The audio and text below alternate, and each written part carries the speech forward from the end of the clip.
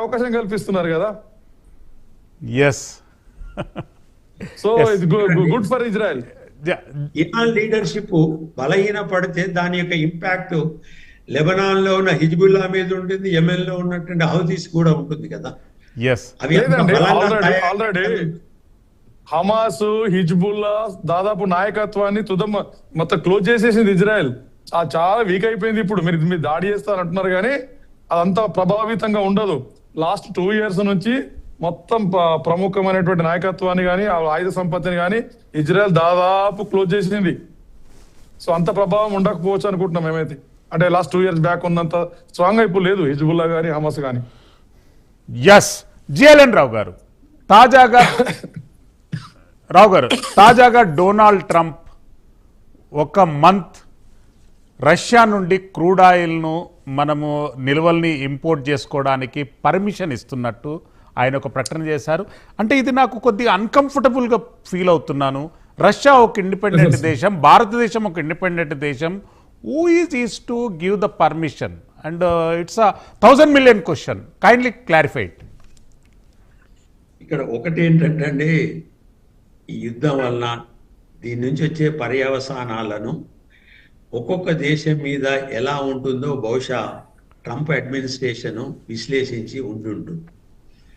Suppose ఏంటి అనంటే, ఇప్పుడు మనము మొన్న అమెరికాతోని ఫ్రీ ట్రేడ్ అగ్రిమెంట్ సైన్ చేయాల్సి ఉండేది. మొన్న యూరోపియన్ యూనియన్ చేసింది, కొంత డిలే అయిపోయింది. దాని తర్వాత మళ్ళీ ఆ మార్పులు అనేటి అమెరికాలో చోటు చేసుకోవడం అంటూ జరిగింది.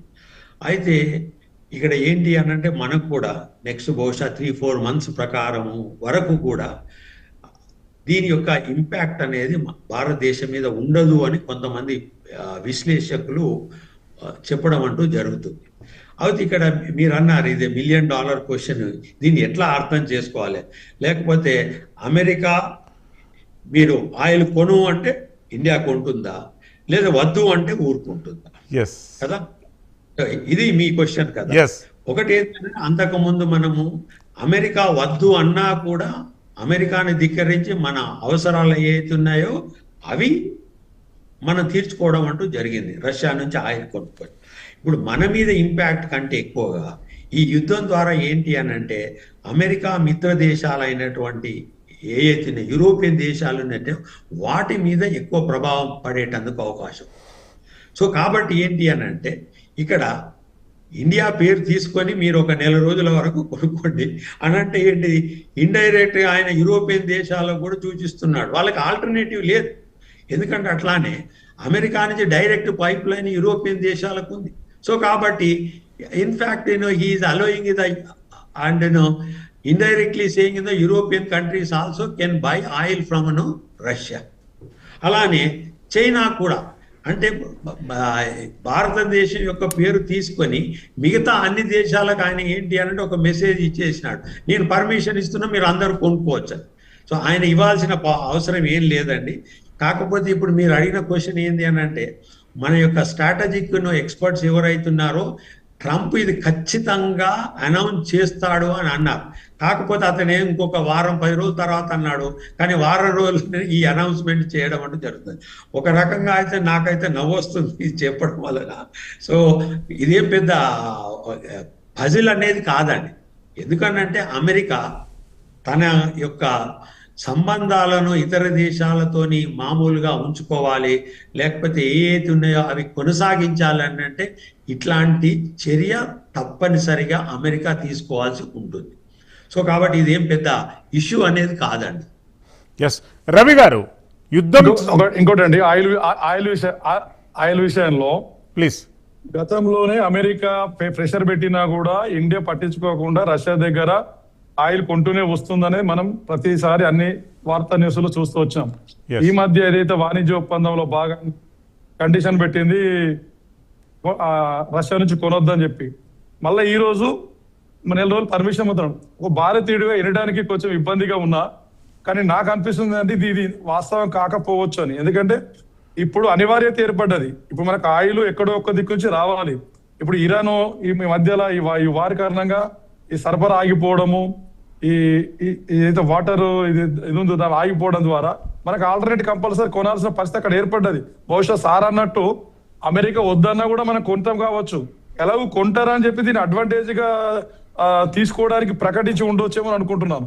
ఒకవేళ నిజంగా వాళ్ళు అనుమతితో తీసుకోవాల్సిన ప్రత్యర్థమటం ఇది నిజంగా మన దౌర్భాగ్యం. ఎస్, జిఎల్ఎన్ రావు గారు, ఎకనామికల్ ఇంపాక్ట్ భారత్ పైన ఎలా ఉండబోతుంది? ఎందుకంటే క్రూడ్ ఆయిల్ మీద ప్రత్యేకంగా ఉన్నటువంటి ఇంపాక్ట్ కంటే మన ఎక్స్పోర్ట్స్ ఇరాన్కి కానివ్వండి, ఇతర దేశాలకు కానివ్వండి, ఎక్స్పోర్ట్స్ అన్నీ కూడా ఆగేటటువంటి అవకాశాలు కనిపిస్తున్నాయి. భారత ఆర్థిక అంశాలపైన ఈ యుద్ధం ఎలాంటి ప్రభావం చూపిస్తుంది? ఒకటి, ఇది యొక్క ప్రభావం అనంటే ఈ యుద్ధం ఎంతకాలం కొనసాగుతుందనే దాన్ని బట్టి ఆధారపడుతుందండి. ఏదో వారం రోజులు 10 రోజులు లేకపోతే ఇంతకుముందు మనం చెప్పుకున్నట్టుగానే ఒకటేంటి అనంటే నెక్స్ట్ ఇంకా వారం రోజులలో మాక్సిమం ఏంటి అనంటే ఇజ్రాయెల్, అమెరికా ఈ దాడులను ఇలాగే కొనసాగిస్తున్నట్టు అయితే ముఖ్యంగా ఇరాన్ యొక్క ఇన్ఫ్రాస్ట్రక్చర్ ఏంటి అంటే రావు గారు, ఆ ప్రశ్న అడగడానికి కారణం ఏంటంటే ఖతర్ ఒక అధికారిక ప్రకటన విడుదల చేసింది. 2 వారాలు గిన ఈ యుద్ధం కొనసాగితే ఒక బ్యారెల్ క్రూడ్ ఆయిల్ ధర $150 ఉంటుంది అనేటటువంటి ప్రకటన అధికారికంగా విడుదల చేసింది. దీనికి ఇంతకు ముందు మీరు అడిగినప్పుడు కొంచెం అనుసంధానించాల్సి ఉంటుంది. ప్లీజ్. ఏంటి అంటే ఇప్పుడు మీరు అన్నారు కదా, భారతదేశము రష్యా నుంచి చమురు కొనుక్కోవచ్చు అనంటే అక్కడ రష్యా ఏం చేస్తుంది అనంటే ఈ ప్రైస్ను కంట్రోల్ చేసేటందుకు కాను దాని యొక్క ప్రొడక్షన్ విపరీతంగా పెంచేటందుకు అవకాశం ఉంది. Either to meet the needs of China, either India and also other European countries. So కాబట్టి ఎంతో కొంత ప్రభావం ఉంటుంది. కాకపోతే మీరు అన్నట్టుగా $150 చేరొచ్చు, చేరకపోవచ్చు అనేది ఈ యుద్ధం ఎంత కాలం కొనసాగుతుందనే దాని మీద ఆధారపడుతుంది.